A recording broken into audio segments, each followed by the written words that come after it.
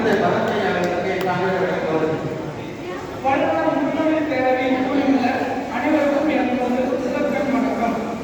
தரணி என்னும் தமிழ் தேனி பூ உலகில் தமிழ் ஓங்கி தரணியிலே தமிழ் மலர தமிழ் தேனியும் வளர தமிழ் நூல்கள் பற்பல தோற்றுவித்த நமது வடலூர் முத்தமிழ் சங்கமே, எங்கள் தலைவர் தங்கமே, திரு ஆர் செந்தில்குமார் ஐயாவே, நம் சங்கமே ஒரு தேன்கூடு, அதில் ராணி தேனி போல தங்கள் பங்கே பெரும்பங்கு.